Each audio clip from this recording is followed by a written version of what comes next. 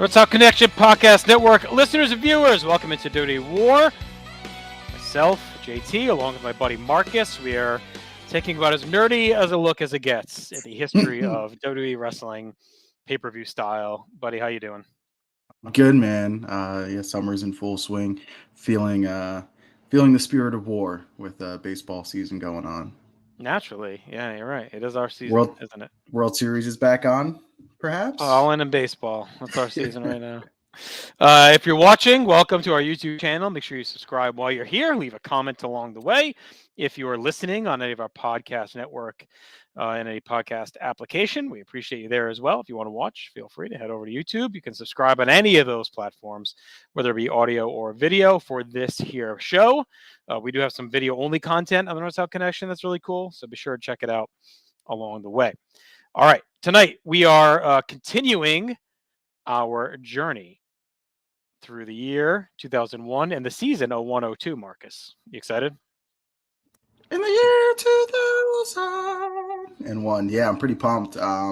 This is just a season we talked about. It's like kind of like newer nostalgia. They haven't completely fallen off yet from what I've seen in this project. You kind of wonder like when that dip from the Attitude Era, like the height of it, really starts. And I don't know. It may not be as hot as it was in like summer of '98, but it's cool to see so far. Like the crowds are red hot, the shows are really good. Like the in ring work. We have a fascinating kind of like split, I think, between like hangover of Attitude Era style and like this athleticism of the 21st century that's creeping in. So we'll see how these next two shows track for us. All right. Well, we do everything here on a replacement level basis, plus minus system. So if we kind of start with the idea that every match, every segment, everything involved in a pay-per-view is baseline replacement level, anything that we think is above average, we give 1 point to. If it's below average, we take a point away. We tally all that up in the end, and then we go ahead and assign that as a total final war score to every single pay-per-view. We're watching in a seasonal format. We start the pay-per-view following WrestleMania in any given calendar year, and we wrap up the WrestleMania the next year. So the season started with Backlash 01, ends with WrestleMania 18. We also grade every match. 2.5 is an average match. If it's above that, again, you get kind of plus. Below that, you get minus. We combine Marcus and I scores, and we tally that up as well. Besides match grades, Marcus, what are the other categories that we look at for these shows? Yeah, we've got build, commentary, atmosphere, notable moments and importance, match grades like you talked about, card structure, rewatchability, and all-time matches. And for us, an all-time match, for it to be in the plus category, is anything that we both agree is 4.25 and above. And for it to count as a minus, it is anything we both agree is 0.75 and below. Yes, sir. All right, why don't we go to get started? We're going to kick things off with Invasion. Took place July 22nd, 2001. I was actually thinking the other day, like, this has to be a rare WWE pay-per-view that only has one installment under the name.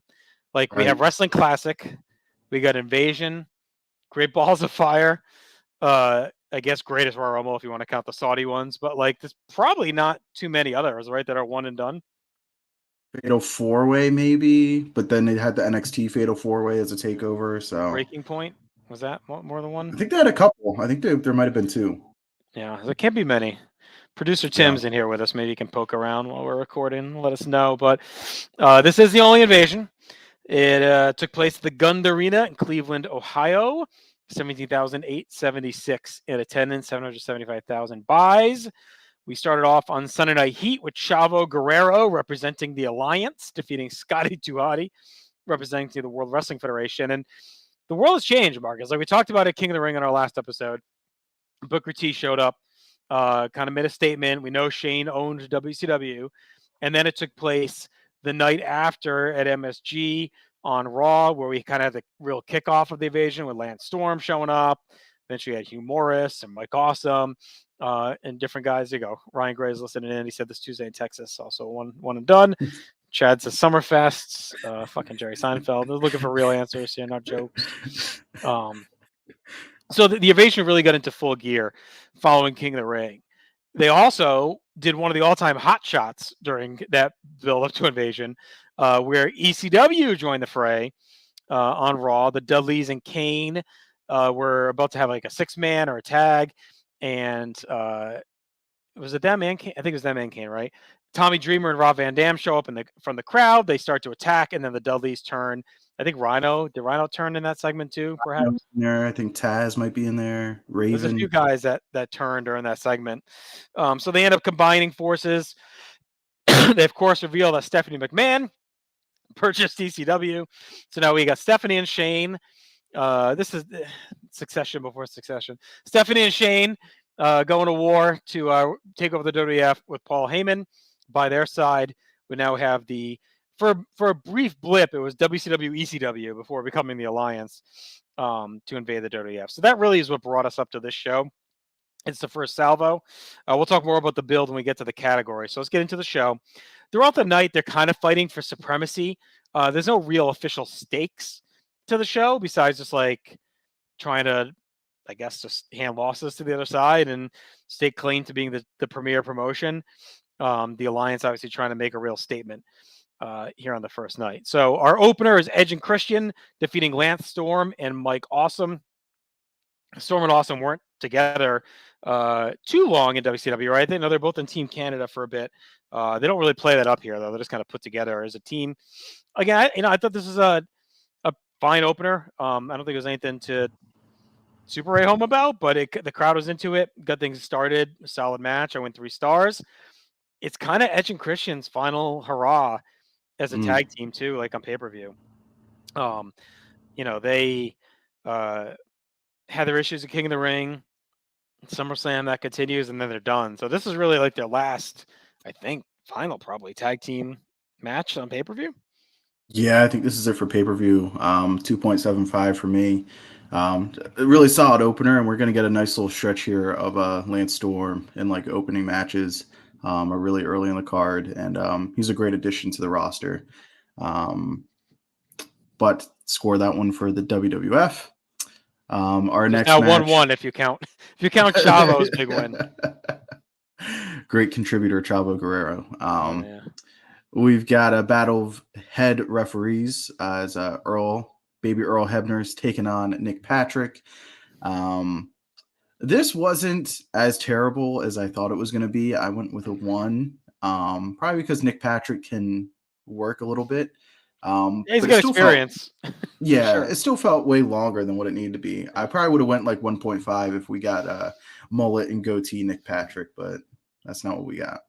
I went 1 as well. I wasn't the dud you would have expected. They kept it really tight too, and I think it was smart to do it early in the night when the crowd was kind of revved up and you really had the heat going for the war before they get into the heavier stuff later. Bookended Nick Patrick matches, Wrestling Warzone every other Monday here on North South Connection. Chad and I are going through the history of the Monday Night Wars.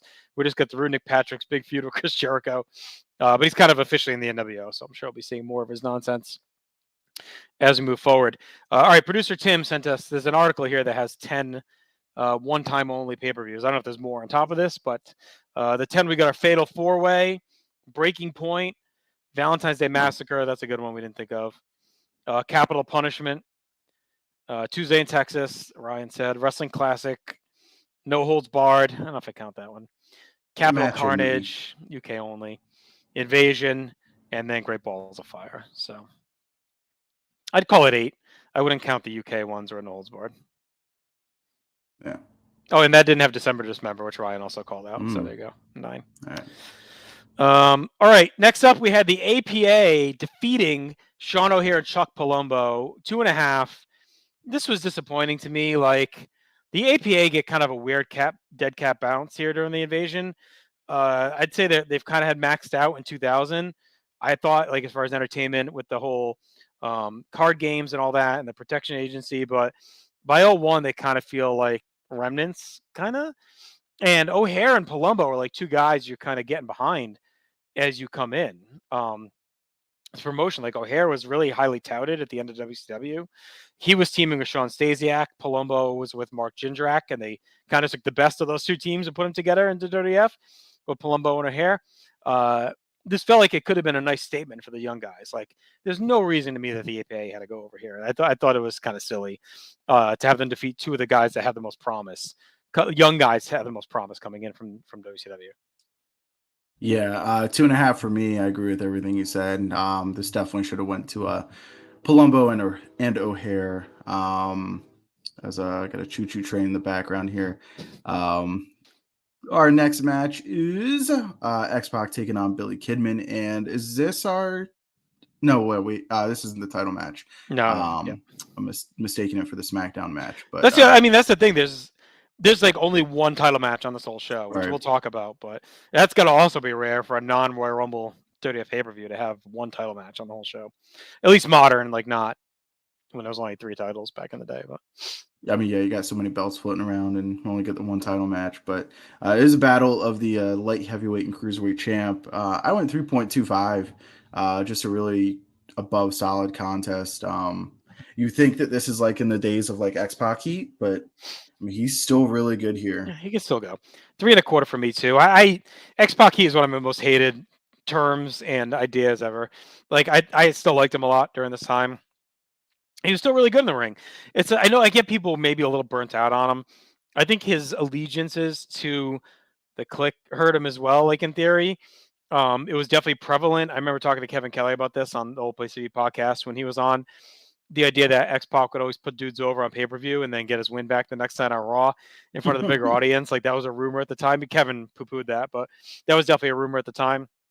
Um, I think there was like this vibe of everyone just was obsessed with Benoit, Guerrero, Saturn, the ECW guy. Like everyone just wanted to see those guys get pushed finally because they were held down elsewhere.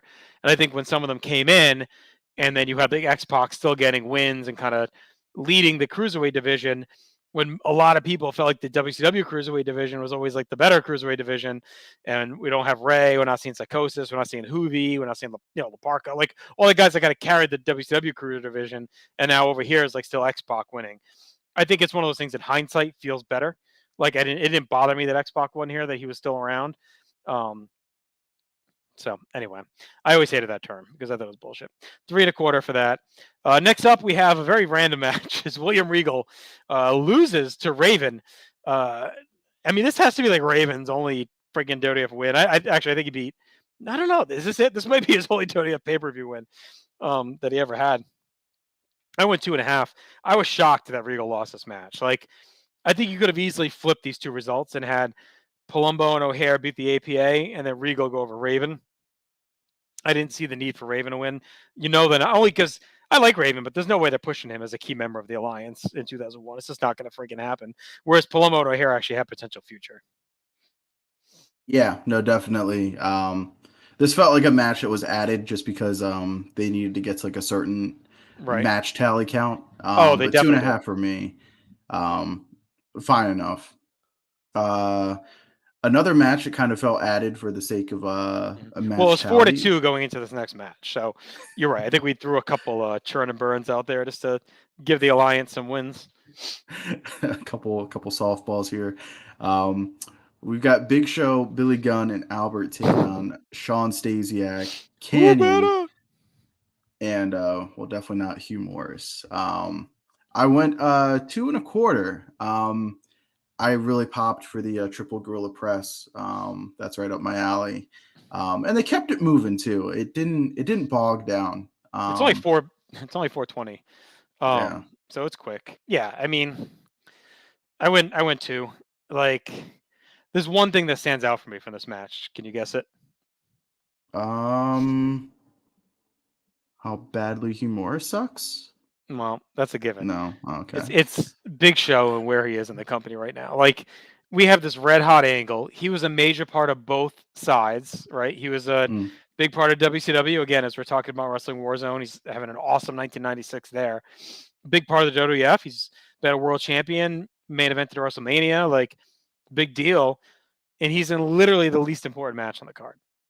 Or at least maybe second least important, but I would probably put Regal Raven above this because Regal's commissioner. And sadly, like he doesn't stand out in the match. like it's not like he like dominates everyone and crushes them, and he's like, "I'm back, like use me, boss." It's kind of sad, honestly, in a way. And I mean, him and Billy, you know, it's kind of the joke when Vince calls him double trouble crap on a stick or whatever he calls him on Raw. Yeah. I mean, they're both kind of aimless and going nowhere fast. Albert, you know, 0-1, maybe his best year, I He's our guess. Intercontinental Champion in this Yeah. match. Yeah. I mean, it's crazy. Like, Albert's IC champion. Big Show is like the second most important person on this team. And they lose to Candy and Hugh Morris and Stasiak. It's like, no bueno. All right. So that makes it 4-3 in the standings.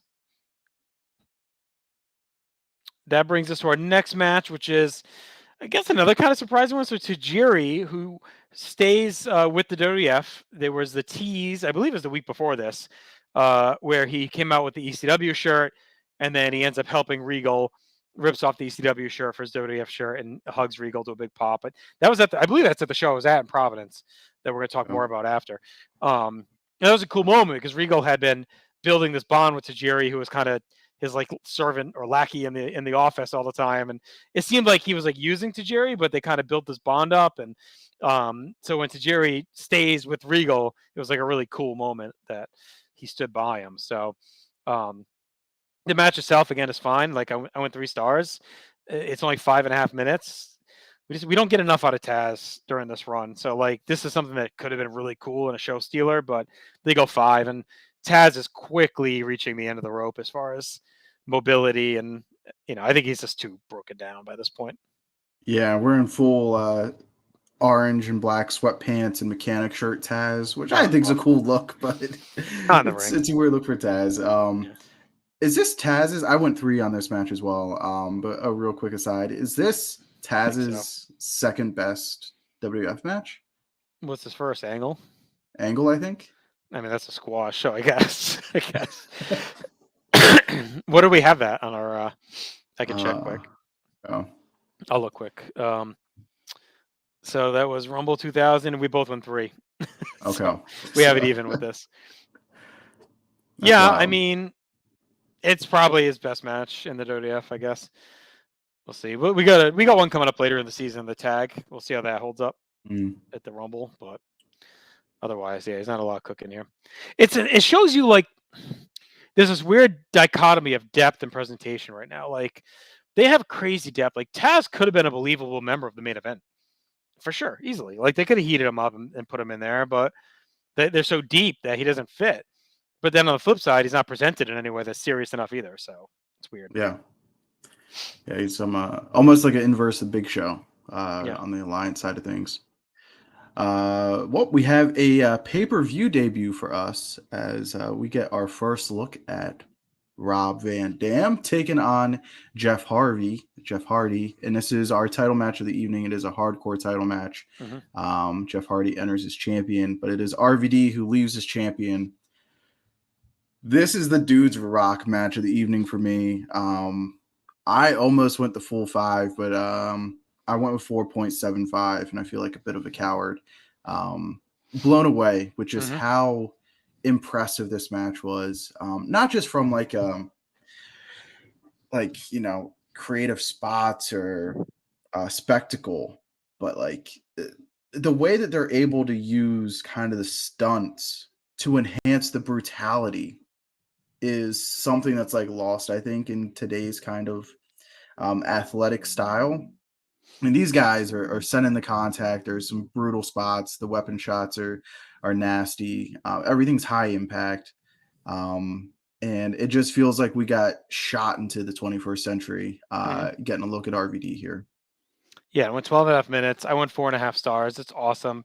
It's messy. It's like, I don't want to call it clunky because it's not, but it's like, it's not polished, which is fun. It's a fun fight, and it's an RVD style fight. I think it might be one of the closest we get to like kind of a like actual ECW style like RVD match we may get. You get his awesome like janky theme music before One of a Kind is polished again. It's like that, dun, dun, dun, dun, dun, dun, you know, it's a very heavy song. You come out of the show outside of the main event, everything on the undercard. You come out of the show thinking like that dude's the biggest star of the night. I mean, he felt like it. He delivered. If you had only heard about him and not seen him, you see this, you're like, oh, I get it. Yeah, it was like a great mix of aerial and garbage stuff. I think it was like a star maker for Jeff Hardy too, who's kind of sneakily been breaking out a little bit. He had the match with Triple H that I think was pretty good on Raw or SmackDown, whatever the IC title match was. Yeah, both of them. Yeah. So like that was kind of creeping in, and I think everyone always saw him being as the Shawn of the Hardys, right? So they were kind of waiting for it, and they gave him a pretty big chance here, like to be the guy to fight RVD. Like that could have went to a bunch of other people, but luckily for him, they were all in the main event, so they ended up giving him the highest profile spot outside of that top match. So 4.5 for sure. All right, up next we had our women's fiesta. Lita and Trish Stratus defeat Tori Wilson and Stacy Keibler. We give it a 5 because Stacy now. I went 2 stars here. It was fine, probably above average, honestly, for what you would expect. Like Trish hadn't really taken that leap yet. It's coming in the season, but Lita, I guess, at the time, was probably the best of the 4, which tells you what the baseline is. Tori and Stacy hadn't done a ton of wrestling in WCW. They're kind of thrown right into the mix here, WWF style. This is fine. I think breather. It's 5 minutes. I think to stick it between the RVD Jeff Hardy car crash and then before we get all amped for the main event was a good placement, and the crowd was into it. I mean, you could probably argue, depending on how you feel, Lita, like the hottest women's wrestling match of all time as far as like pure beauty. WWF anyway, I should say. Maybe if you swap Maurice in there, you're talking top 4. But... yeah.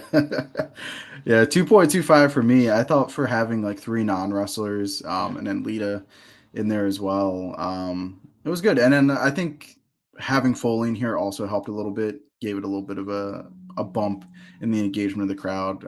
Yes. I think we also forgot to mention that Foley was the ref for the Hebner-Patrick match too. So yeah, it was a fine use of him. Yeah.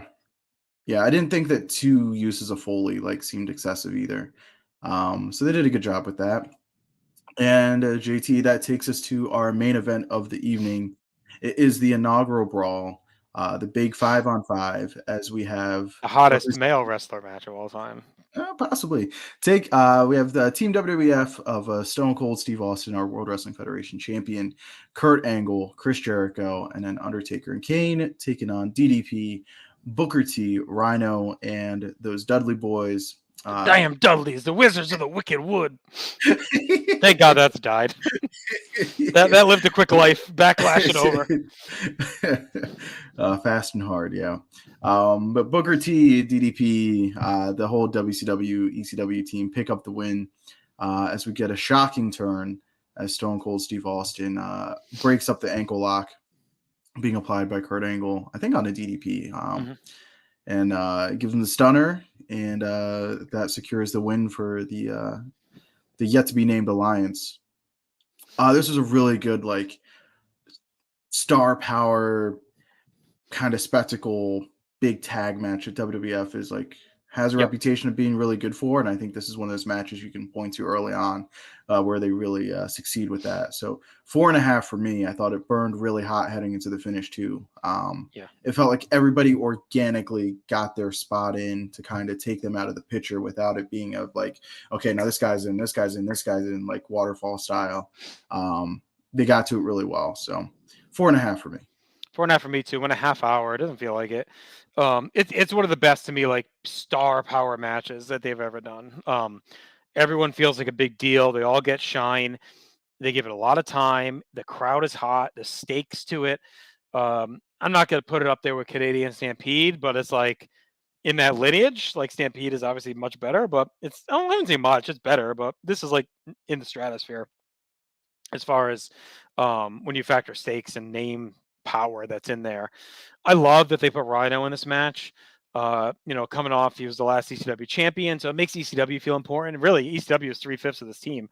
When you look at the WCW part of it, it's Booker T and DDP, which is kind of crazy too when you think about it. Like, I think you could argue, I guess the DDP is probably the biggest star on the team, and then the Dudleys. I guess I don't know at this point. I think Booker was really hot. At the end of WCW. Yeah. But I mean, like pure star power. I think the Dudleys are probably bigger names than Booker at this point. Yeah, it's probably the Dudleys. DDP probably the biggest because he was so big in the NWO feud. But yeah, it's a unique team, and I think what will be interesting is in a few episodes when we get to Survivor Series to see the differences in the two teams. who they perceived as the big top 5 stars on each side, right? Because I don't think anyone from this heel team is in the Survivor Series match. Booker. Booker's the only one, I Yeah. think. The Dudleys are elsewhere. Rhino's hurt, I believe, by that point. And Mhm. then DDP is definitely nowhere near that level. So it tells you the way they shift the balance and the power heading into Survivor Series that like DDP wouldn't even sniff. He might not even made a top 10 of the alliance by Survivor Series.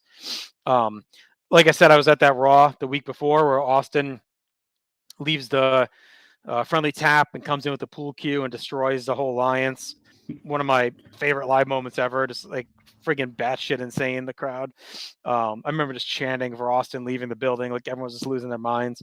It was just pure chaos. It was awesome. And you felt cool going into this. I hated it at first when it happened, because I really liked the Austin leading up to this was really good with Vince and Angle. We talked about it, King of the Ring. And I thought already they were like, I think I just convinced myself that the alliance may remain.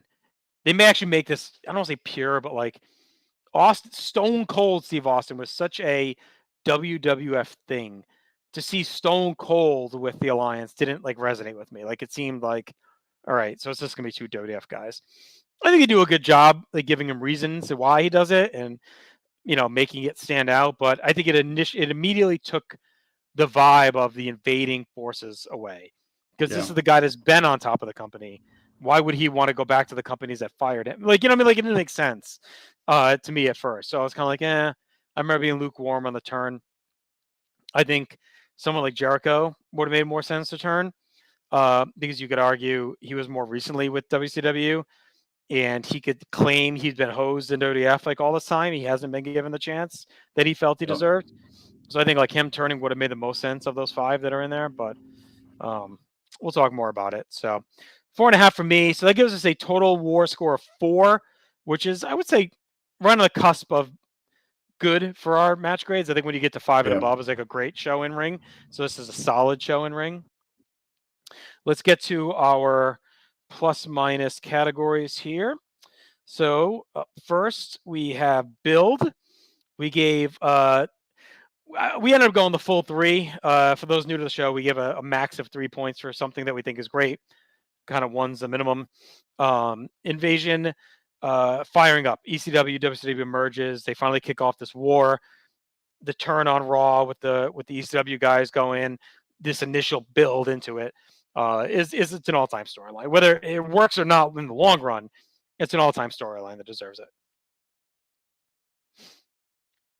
So like I was gonna like you were doing the next one. All right, so that's a +3. +1 for the carryover of Nick Patrick still being crooked from WCW. We went +2 again on the old Stone Cold pool cue brawl. Freddie Blassie gives a speech. Vince, we need the old Stone Cold. He's begging him to come back. And then Austin comes back and just cleans house at the pool cue. Stand up. Classic Stand WWF. up. A point for APA rallying the troops, leading to a big tag team war on the build. A point for Regal staying loyal to the Dirty F and to Jerry backing him up. A point for the women's match, which had some solid build despite the gimmick. Kind of forces Lita and Trish to come together despite feuding. Basically turns Trish face. A point for the weekly. I mean, she kind of was face at the end of the Vince thing, but kind of solidifies it. A point for the weekly debuts of WCW talent as well. Stacy, Ginger O'Hare, RVD, awesome. Like all the debuts that kept rolling on TV. So a lot of pluses in the build here. Yeah. How happy do you think Undertaker was to be able to like play war? He seemed really thrilled during that segment. For our minuses, we've got the WCW ECW merger was really rushed overnight. You burned through a lot of stuff just to get That's a there big one. in That's 1 week. One. Yeah. Stephanie being brought in with ECW and introducing her into the storyline went with a -2. Well, that's a lot of random. That's for all the burn and Stephanie. Yeah. And like that could have been months of storylines. Like ECW forums that kind of in between causing havoc, getting involved in stuff, Heyman stirring the shit. And then maybe eventually Shane goes to them and says, hey, can we link up? We could use the extra troops. We'll make it worth your while. May they come together. Like that could have told a story for a while, and they burned it like within weeks, like real hot shot. Yeah, I mean, you could have WWF win here and then that gets WCW to bring in ECW Right. because Yeah. they realize they need more help. Yeah. Um, a lot of random matches due to the hustled setup of the show. Ref feud, kind of lame. DDP kidnapping Deborah, all the absurdity that followed with that. Dreamer is already being treated like a bum, wearing the you might as well just be wearing the brand pay-per-view t-shirt. Well, it was Not his on this big. show after his big debut. Him and RVD were like the big boom of like the ECW showing up, and then he's not even on the show. Like, you Yeah. couldn't stick him instead of fucking Hugh Morris in that 6-man, or maybe have Dreamer come out with RVD at ringside here or something, and they usher him back because he's crazy or something like that. Like, jump out of the crowd and they force him away to like not even Yeah. be on the But show after all that. even Yeah. RVD hits Matt Hardy with the chair backstage. It could have been Dreamer. Right. Like Yes. that could have been Dreamer taking out Matt Hardy, Yeah. and Right. then you have RVD and Jeff Hardy 1-on-1. Yeah. I agree. Or do Dreamer Matt on the Heat instead of Chavo and Scotty. Yeah, I could have done that too. All right. I gotta So get that's a Chavo. +3 for builds overall. Commentary. So we didn't mention it. The commentary team here is Jim Ross and Michael Cole, because Heyman had jumped like 2 weeks before or whatever, so he's with the Alliance. They haven't built it into the story that he was going to commentate, so Cole steps in. So it's kind of a weird team, but they do a good job overall focusing on the importance and threats of the night. So a point for that. A point for them explaining why X-Pac is the only guy getting booed on the WWF side. I thought they do a good job talking about that. They don't hide from it. A point for the good talking points about Heyman's Kool-Aid, luring these ECW guys back on the hook after the company finally ending. They're still kind of buying into his bullshit. A point for Ross calling Heyman a bovine, which made me pop. And a point for Ross bringing up the accolades of WCW talent that happened in WCW. So he's not shying away from it, even though he's pro WWF. He's still putting over guys and what they did in WCW. Yeah, that was cool to see, and that's going to continue as we continue on with the season. That was a nice surprise. For our minuses, we got plenty here with Cole in the booth. Cole in the booth instead of Heyman. That's a point. To start, Cole says coalition like 100 million times on the show. I remember this summer, it's either coalition or co-conspirators, like Michael Cole just says a million times on TV. JR and Cole coming off as creepy during the women's match. No surprise there. No matter how hard the women are working, no matter how hard Cole and JR are trying not to be creepy, they just can't avoid it. Cole sounds like he's calling the show in post-production all night with his sound bites. Sounds like he's on metal or jacked at this time. And Cole stating like the super obvious all night with nothing really to add. Like when the crowd's like cheering for Foley, he'll be like, "Oh, the crowd is chanting for Mick Foley." Like we can hear that, right? Like, why are you pointing out this kind of things? It's just like stuff like that Jim Ross like would never do. All right, so that's a wash on commentary. Brings us to a 0. Atmosphere, we get a point for the switching from fully loaded to invasion to like put over the event and angle. They were calling it fully loaded for weeks, red herring fake out, but they could have kept it fully loaded and just said WCW versus WWF, but they knew by branding it as such, it made it feel like a much bigger deal. So a point for that.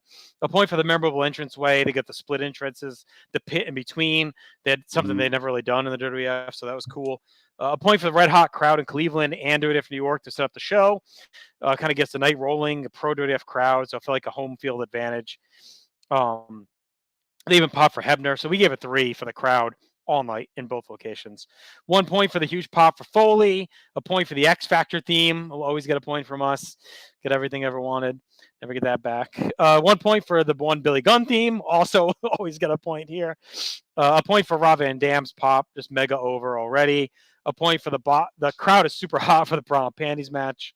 A point for the inaugural brawl. All the entrances hit are on point. The reactions, the unique rotating of team entrances. We actually give a 2 for that. So this crowd was fantastic. They'll be up there with one of the best of the season for sure by the end of it.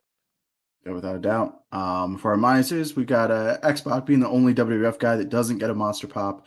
The crowd chanting boring for Raven and Regal. And then our poor, the one Billy Gunn gets a less than favorable reaction from the crowd. All right, so that's a +9 for atmosphere. So big score there. Notable moments and importance. We gave a point for Edge and Christian's final pay-per-view tag match. 3 points for all the pay-per-view debuts. Again, if you're new here, we give a max of 3. So when there's more than 3 debuts on a show that are important, we just give the max 3. So even if there's like 4, 5, 6, 3 is the most you can get for debuts. We give a point for Kidman getting his first win, his first big moment on WWF TV. A point for Taz and Raven having a chance to rebuild and reestablish their win, their union together. A point for the dominant win by RVD on WWF pay-per-view. It's a big statement. He's clearly a star on the rise. And a point for Austin turning and joining the coalition, as they're called on the show. So big storyline advancement there.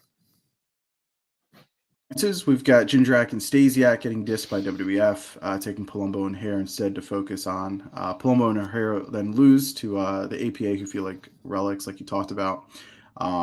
Big Show wrecks the WCW Job Squad after their big win. And then, of course, Sarah Undertaker calling Undertaker Mark. So that's a +4 overall for moments. I mean, we talked about the show being meaningless. I guess he did wreck the team, but that made it even worse. Why even have them win for him to crush them after? All right, match grades we talked about was a 4. Card structure, we give a point for starting hot with the top tag team in the company, Edge and Christian. They kind of pull them back together because they need them here. A point for closing with an all-time mega match. And again, we talked about there only being one title match, but we gave that point to Jeff Hardy and RVD for feeling extra special that they are the only title match on the night, and they get that spotlight. We have... There we go. WWF winning 3 straight right off the bat. Just kind of took all the drama and tension out of the night as far as the two-sidedness went. Like the two sides fighting against each other. Feels like a full squash as the show goes. Well, and it feels like you only get 2 paths now. It's like, all right, either WCW is obviously going to come back and tie it and win in the end, which they do, or WWF is going to run them out of the building. Like there's no balance early to kind of keep you wondering, Yeah, no back and forth at all. We got the ref match. It takes away some of the seriousness and importance of like the brand supremacy, I guess you could say. It's just goofy in general having the 2 refs fight. The tag and cruiserweight matches don't have either championship gold on the line, despite champions being involved in those matches. One of WCW's wins occurs on Sunday Night Heat and involves Chavo Guerrero, and gets tacked on quietly. They don't even mention it early. It's like subtly, like whoever's like, oh, it's 3-1 because on Heat, they don't even talk about it until it's like 3-0. Yeah. Why would Steve Austin wrestle that whole match, the whole 35 minutes or whatever, and then do the turn at the end when the match could have ended at any time? It's always tough to explain that kind of thing where like you wait till the very, very end of the match where it's clear and obvious that this is the end, and then do the turn. And it's way too quick to explain after you do the big turn with him and Vince at WrestleMania 17. So we went -2 there because it's a big head scratcher once you factor in, that 30+ minute match that he wrestles on top of, how close it is in proximity to WrestleMania 17 from what's going to be the previous It's one of season. my biggest pet peeves in wrestling is that trope of like the best one to do was the Wyndham one where like when he joins, was it Wyndham or Luke? Yeah, Wyndham, right? When he turns and joins the Horsemen, like you're thinking about it, and it's like, dude, like he wasn't gonna do what he's thinking about during the match, and then finally turns, right? Where it's like spontaneity. But when it's a plan, like do it right away. And there's been times that they have done that, like Cody Rhodes when he turns on Hardcore Holly and goes to DiBiase. Yeah. Like there's ones where they've done it where it just right away, just get it done.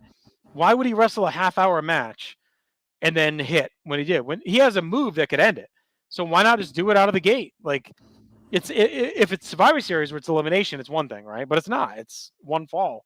So why wouldn't he just turn right away? Why would he risk that whole match playing out a different way when he was going to turn anyway? And it was a big, sneaky thing. So that always bothered me. It's tough to advocate taking Austin out of this match, but you could have done the fake injury aspect. Like he gets jumped before the match in the aisle and he's like crawling to the ring. He's laid out. Then he comes in at the end and turns, right? You could have done something like that. Would have made more sense. The turn on the back of WrestleMania, I think, is valid too. I mean, the only thing where you could say that helps is that we know he's obsessed with like the belt and being appreciated. So I guess like it's in character, right? He did that. He went with Vince because he sold a soul to keep the title. and now he went with the Alliance because he felt that Vince wasn't appreciating him, right? Like we saw that at King of the Ring. So, but it is a lot, like within 3 months for him. Yeah. So it's a -3 for card structure. Rewatchability, we give a point for Vince, all the hype segments with the different competitors. He does the Edge of Christian pose. He's doing the catchphrases with Jericho. We give a point for Paul Heyman's angry rant, hyping up Kidman, his pre-match speech to the Coalition, Shane hyping up Booker. So basically a point each for the two hype sides. We give a point for Kidman hitting a nasty shooting star press, a point for RVD hitting all the signature spots for the first time ever under the pay-per-view, including a Van Daminator off the stage to the pit. That was awesome. Yeah. Oh, that rocked. In a minus category, we've got Christian nearly avoiding death on a plancha to the outside. DDP still being obsessed with Sarah and looks like a complete idiot. And then Bully Hardcore Holly beating up a WCW fan at WWF Right on New York. brand. And with the Alabama accent, this one hit close to home for me when he said, "Do you know where you're at, boy?" That was uncomfortable. Yeah, that was a bit much. Right on brand, though, for him. Piece of shit. Beating up a weakling. It's like, fuck off. Yeah, the DDP thing is stupid, too. Like, he's in this main event. He's supposed to be a big part of the team. And he's, like, still obsessed with Undertaker's wife. Like, it's just dumb. So that's a 1 for rewatchability. 2 all-time matches, RVD and Jeff Hardy in the inaugural Brawl. That's a +2. Gives us a net score, Marcus, of a 20 for Invasion 2001. I will say it felt a little low. I was a little surprised. I think I did not remember Cole in the booth for this show. And it's still so early into his commentary journey, I guess. I think it really does hurt the show. And then I think when you go back and look at our points, it's a wash, it doesn't really contribute anything to the show. So, especially when we've been cooking with Heyman and JR this season. You lose a handful of points right there that could have put this. If they let's even give them 5, then we're talking in a different category. We're talking with King of the Ring that we just talked about. We're talking with NXT TakeOver Rival. That would have put it above WrestleMania 32, which finished high for us. So it would have been in the top 15-ish kind of area, between 15 and 20. And instead, the show's going to finish 29th. 29, yeah. So yeah, it thing's makes a big. big difference. The card structure's big. It just had a lot of negatives outweighing the positives in big spots. So it's your point. I'm surprised. It's tied with Judgment Day 04. This is going to finish above it because it has the better match, which is RVD Jeff Hardy based on our scores over Eddie JBL. But if you would have told me when we started this that Invasion and Judgment Day 04 would finish tied, I'd be pretty surprised, honestly. It's below TakeOver Blackpool, below Backlash 04, below UK title tournament night 1, below Survivor Series 04, which is shocking to me. It's above Brooklyn 4. So I don't know. It's kind of a weird spot, I guess. I don't know. I guess coming in, I would have thought it would have been higher, but put money on this being a top 20 show, period, in the project, not just like from what we've done so far. But it's not even going to get that far. Maybe it may not be top 50 by the end, probably. I don't think so. Yeah. All right. So that'll do it for that. We're going to get to our next show in a second here. I just want to talk about, if you're digging RVD and Taz and other talk here, check out Extreme 3-Way Dance every other Thursday, rotating with this show on the North South Connection. Myself, Jennifer Smith, and Matt Souza going through the history of ECW. We are in 1998. We're really just getting into Rob Van Dam's epic TV title run. So be sure to hop over and check that out. Alternates every other Thursday with this. So just check every Thursday. You either get this or Extreme 3-Way Dance. Those are both available on audio and video. So check it out. All right, let's head to San Jose, California, the Compaq Center, August 19th, 2001 for SummerSlam, 15,293 in attendance, 570,000 buys. Jim Ross and Paul Heyman back in the booth. I think they realized they needed Heyman. So they went ahead and said, okay, the Alliance needs fair and balanced commentary as part of this. So they're going to go ahead and get their guy in the booth as well. There was a big positive move by the company. We had one quick heat match. It's a 6-women tag. Jacqueline, Lita, and Molly Holly defeat Ivory, Stacy Keibler, and Tori Wilson in under 3 minutes. And then that brings us into the show itself, as Edge defeats Lance Storm to win the Intercontinental title in 11 minutes to kick off the show. Storm had won the IC title from Albert on TV. I think it was a good choice for like the key Alliance upper mid card guy. I liked them going with him. He had been in that role in ECW, was in that role in WCW where he had all the undercard titles. So I think him coming in and immediately winning the IC belt was a good choice. It was time for Edge to finally kick off that solo push. We're done with Edge and Christian as a team. Pay off the King of the Ring win by having him win the IC belt. I think this all made sense. You get Christian involved in the finish. He almost cost Edge, whether it's on purpose or not. It's kind of left to your decision. I went 3 1/4 for the match itself. Yeah, it's cool to see them go back on track with where they were going with the Edge push, and we've kind of seen them flirt with like breaking up the Hardy Boys and now breaking up Edge and Christian, and trying to maximize them as solo acts. I went with a 3.25 as well. It's really cool to see Lance Storm. He doesn't quite have the same pizzazz as he did with like Team Canada and that whole package in 2000 WCW, which I was a really huge fan of. But he's a really good plug and play kind of player in the acquisition of a lot of the WCW talent. He fits right in. He fits like a glove. So cool to see this match here between the two Canadians and Edge picking up the Intercontinental title for the second time. That takes us to, I think, a forgotten match, at least for me, in the history of SummerSlam 6-man tags. And, I love it. It's right in that wheelhouse of classic SummerSlam 6-mans. I didn't forget about it. I forgot how good it was though. It is the APA and Lil Spike Dudley taking on the Dudley Boys and Test, who recently joined the Alliance. I went with a score of 3 for this match. And for me, it was really on the back of the hot tag. Like once JBL comes in, it's a great hot tag, and it really heats up towards the finish. They're firing on all cylinders. So 3 for me. I went 2 3/4. Test joining made sense. Like there's turns that make sense in the invasion. There's a lot that don't make sense.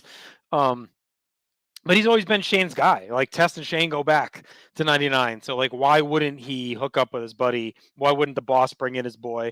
Like it made a lot of sense that he would jump ship. We also this season has rekindled my Test theme song love. I forget how much I love that theme and what a banger it is, you know.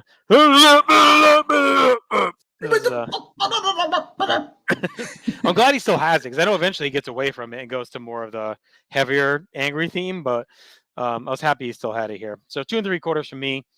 Up next, we have a cruiserweight title match.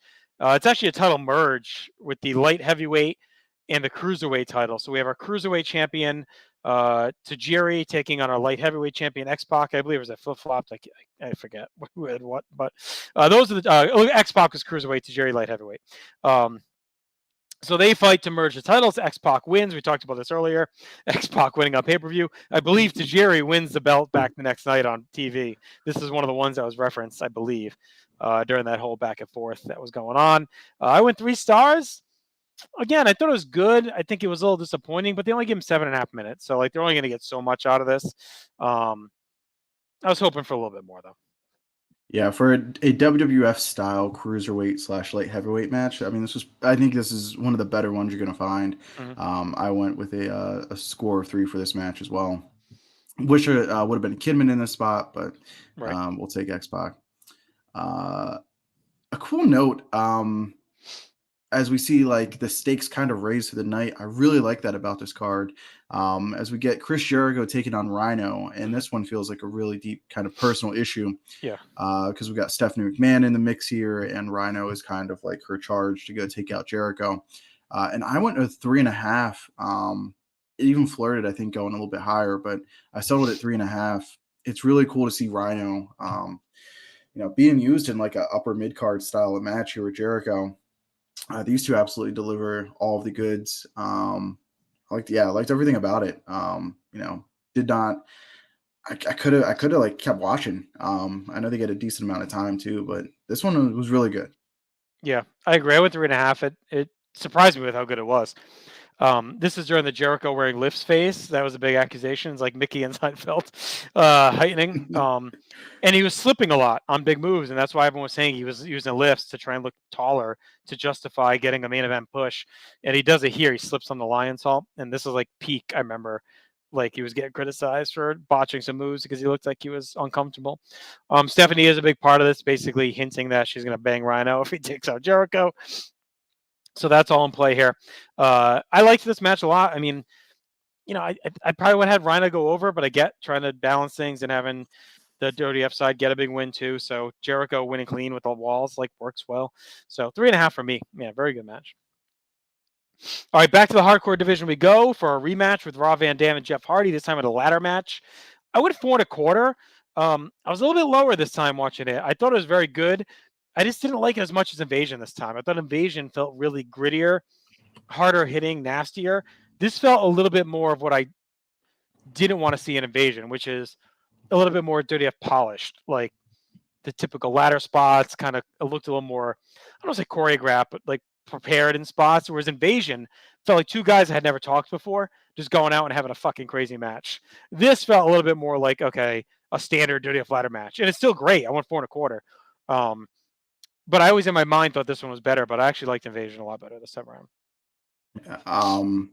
I had originally thought I was going to settle around where you did, 4.25, but as the match went on, I just had a much better appreciation than I anticipated for the brutality in this match. The spots are definitely more choreographed than Invasion. Not everything is as natural feeling, but I mean they do some crazy stuff here that's pretty brutal. And they take some spots off the ladder that are unplanned, just called on the fly. Just really dangerous stuff. The audacity for them to try to do where Jeff Hardy's swinging from the belt and RVD to jump up and try to spin kick him off the top rope. It misses by half a mile, but I thought for a second maybe they're going to be able to pull it off.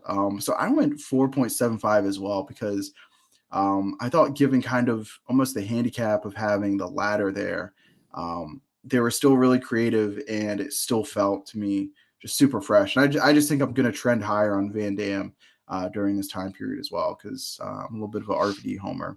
Yeah, I mean, I love RVD. I've loved his ECW stuff. I've been high on all that. And again, this is great. I mean, he's had 2 pay-per-view matches, 4.5, 4.25 for me. So it's strong out the gate for sure for Van Dam. Yeah. We're going to transition to another gimmick type of match, and it is another title unification. Is it? No. Yeah. It is. Okay. I thought it got unified at a Survivor Series, but... I think they unify them, but then they split them back. Okay. But this is for both sets of titles. And it's actually Kane and Undertaker are the WCW Tag Champions. And DDP and Canyon are the... This is where the titles get all... Between Invasion and then it starts right after that, the titles get all convoluted. They're traded all over the place. The lineage is a disaster. Yeah, it's a mess. Canyon and Undertaker are going to pick up the win. Canyon is going to escape by, I guess, defensive indifference, and DDP is going to take the last ride and take the pinfall loss in this one. I went 2.25. I know this match has a tough reputation as being pretty bad, but wasn't as bad as I thought. I just think it hurts when watching the show in full that it follows Jeff Hardy and RVD. I went 2.25 as well. I don't think it's the all-time stinker that it's made out to be, but I think it's an all-time shit booking. It works because DDP and Canyon are entertaining, bouncing around, but this is the peak Taker Kane bad reputation stretch. For Taker, it started in 2000, it's carried along. But this to me is, I remember the most backlash against him was this stretch here when he was still in the main event scene in the spring, and now he's destroying DDP and Canyon in this match. It just it felt like a squash that didn't need to be a squash. It's just unnecessary, complete destruction. And it just felt like, okay, of course the WWF guys are going to be the WWF guys. It just felt like that kind of match because everyone was already on edge that the WWF was just doing this to completely destroy WCW. So then to see 2 guys, kind of top guys at the end, get completely waxed in the cage, even if the story you could argue warranted it with the Sarah stuff, I guess, but I don't know. It just felt unnecessary to make it that big of a beating. Again, the match is entertaining if you take away that in the moment personal feelings on the booking. Yeah, and I think look at like who they're bringing into the match as well. Like this is supposed to be a DDP and Undertaker feud, and it's supposed to Mm-hmm. blow off here, but over the course of it, they bring in Kane, who's like I think it like a good probably like his prime. I think if you look at it from like 2000 to 2002 2003, like he's in the middle of that here. And Canyon, who like is a bit of a IWC darling, but like it's justified. And he's in here to kind of like take bumps. Um, uh, so I think like bringing Canyon into this because now you're also like burying Canyon on top of just burying DDP Mm-hmm. and being done with it, and then you're dragging Kane into Undertaker's like stinky booking. Um, I think that hurts the reputation of it as well. All right. Up next is one of my favorite all-time matches. I know we talked about it. I think I had it. I have to look. I don't know if it's inside the top 10 or so on my all-time greatest matches list. That is Stone Cold Steve Austin losing by disqualification to Kurt Angle. The WWF titles on the line. I went 5 stars on this. It is a fucking war. It's one of my all-time favorite matches, but two of my all-time favorites. It is brutal. It is bloody. Um, the attack on Angle's neck and head is like sick. When Austin's just thumping his head off the post is like disgusting. I love the build. There was a background for these guys with their awkward relationship with Vince earlier in the summer. Angle is like the charismatic, goofy, lovable top face. Austin is the paranoid heel, and the chemistry is top notch. It felt like a spot where Angle probably should win the title, but once it was next to last, I figured they weren't going that route. They obviously want to set up a rematch, which is fine. The only thing I don't like about it is the finish with the multiple refs coming in and they finally just call it. I would have preferred if they just had Austin just like snap and grab a chair and beat the shit out of him, or the Alliance all runs in and we get like a classic NWO fuck finish type thing. The like taking out the refs back and forth, like to me felt like a little gratuitous, but it's very nitpicking because it still works within the story. They gave him 22 minutes, and I could watch that 22 minutes all day. Just one of my all-time favorite matches in company history, in wrestling history. This match is such a good example of how far good punches can take you. Mm-hmm. Um, they do like the rolling German suplexes from Angle to Austin. They do a superplex, I believe. And outside of that, I think there's a little bit of limb work by Austin. Like outside of that, this match has got to be like 60% punches. Yeah. And it fits. It's so personal. This, for my money, is the most intense match I've ever seen like two guys be. I don't think that any other traditional style pro wrestling match has the intensity that this match Mm-hmm. does, that both of these guys bring. And it helps, Kurt Angle's a bit of a psycho, and Austin's just so good naturally at that. So um, I don't have an official list, but if I had to guess, this is going to be in my top 10 company matches as well. Full 5 for me. And Jared And I Heyman wish, are awesome in it too. oh, yeah, yeah, right up their alley. And just brutal. Yeah, it's brutal. It's a different kind of brutality than Angle and Shane McMahon from King of the Ring, but Mm-hmm. yeah, And I think, another I mean, great match. Austin's 01 is sick. I mean, he's got so many amazing matches. But this to me, I think is my favorite of that he does. Like it's so good. Everything about it, and I think it's probably my favorite match we've watched for this project so far of the Yep. 80-ish or whatever pay-per-views we've done. I've had other fives, but I think this is probably my favorite so far. I'd have to look back at every one we did, If we were but to do a tier ranking of our all time matches of the season, I'm this would trying to be think S what's even tier. close. I guess Kurt and Shane. I think so. I mean, was it Walter P. Dunn in this one that we liked a lot? We did. I don't know if I went full 5, but I know we liked it. Yeah. I mean, I like Cactus Triple H, but I like this a lot better. Yeah, I mean, this is probably my favorite match we've done. Right. That takes us to our main event of the evening. It is for the WCW title, as Booker T is going to lose his title to the returning Dwayne The Rock Johnson, fresh off of Scorpion King, I believe. The no, I think the Mummy, wasn't it? This Mummy 2 filming. Well, Mummy 2 was out. Yes, he's fresh off filming Scorpion King. Yeah, fresh off Yeah, filming Scorpion King. yeah, Yeah, because that yeah. comes out on the 2, I think. But the Mummy Returns had already aired. Yes. I went 3.5. Yeah, pretty solid. Built to a good finish. It's just again, it's tough having to follow Angle and Austin. But given the finish of that match and the finish of this match kind of had to close the show. And it's a good spot to show the WCW title is also like Big deal. I don't know Yeah. if it's equal, but it is a big deal and it's capable to close out shows. So 3.5 for me. I went 3.5 too. It's a fun match. It's actually kind of a low key dream match because I remember people like in WCW, Booker felt like the next Rock a little bit. He kind of had the spinner Rooney, which is to people's elbow. He was doing the bookend, which was like the rock bottom, kind of a similar build. So it felt a little bit like, oh, like this is like a natural rivalry between these two guys, both good talkers. It felt like it could have been a match. So I think it actually works well. It makes Booker feel like a big deal. Main event like a SummerSlam. So I don't mind it closing.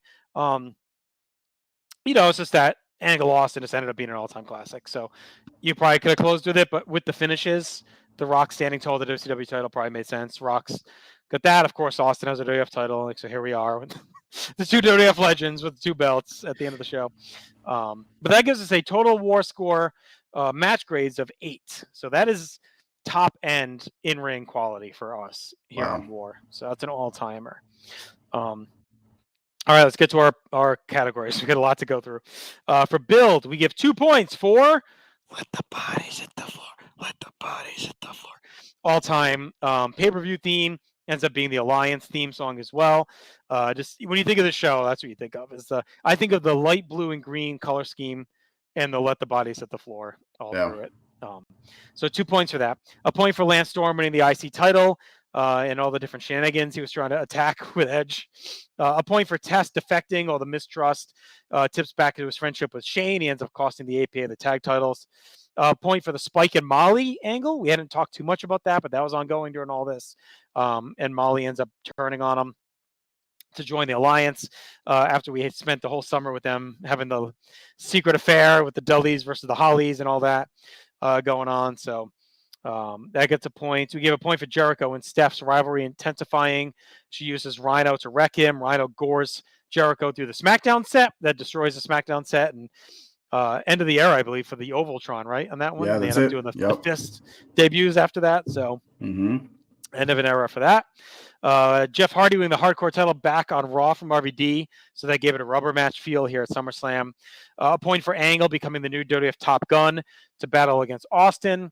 A point for Austin's turn getting explained as he wants to be loved, but deep meaning of afraid to be replaced and the title being taken, devolved into madness as a result. So this is a guy that feels his grip loosening, and he needed to feel loved by a company that wanted to bring him in and needed him just as much.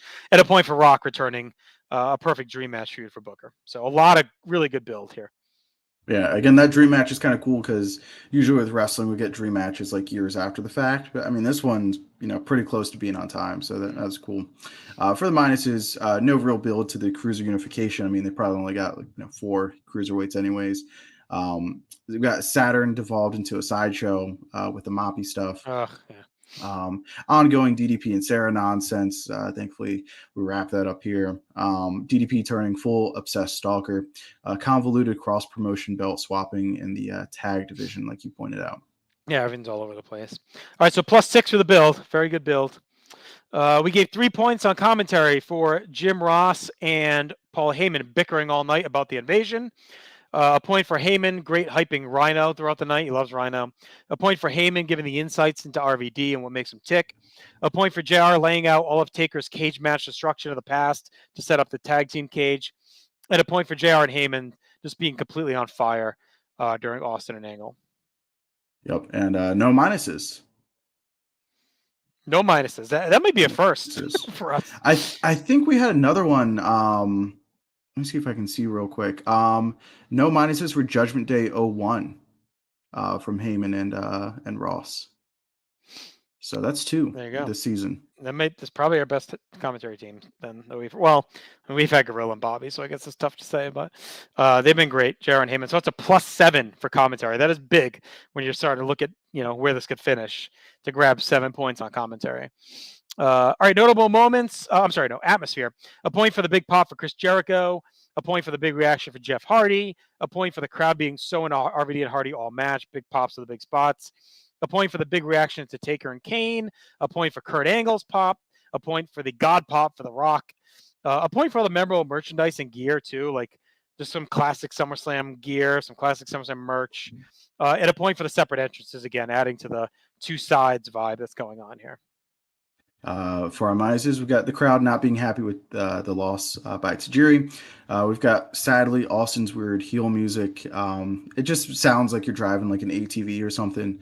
And it's specifically designed to crush like any crowd pops, which is really sad. And then the crowd being pissed at the Austin DQ after that fantastic match. But for me, the big standout there is the change in theme music. Like, I don't mind the Austin like ATV style music, but it's such a downgrade. They From needed to. Disturbed. I think they really needed to just try and quell the pop that he was getting every time to really solidify the heel turn. But yes, to your point, it's like it's just not him. Disturbed could have stayed. You could have just got rid of the glass breaking and kept it because it was still like an angry theme. And he used it as a heel. But they just really wanted him to get booed now by this point. I'm talking about like an all-time worker in the company. Like, just let the work speak for itself. Let people enjoy him coming out for 2 minutes and then boo him for everything he does. All right, so that's a 5 for atmosphere. Notable moments, we give a point for Edge winning the Intercontinental title, a point for X-Pac unifying the light heavyweight and cruiserweight titles, a big point here for Stephanie debuting the bombs. This is right after the first pay-per-view after her breast augmentation surgery, where they were really on display. It even becomes part of the storyline. Jericho references them and points it out. So I guess a point for that. 2. A point for RVD winning the hardcore title, a point for Canyon making his pay-per-view debut, and a point for The Rock winning the WCW title. Yeah, big two huge debuts for the Alliance, the new team members there. Well, 3 really.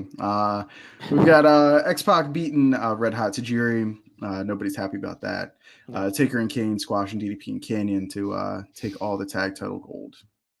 All right, so that's a +4 for moments. We already have the +8 for match grades.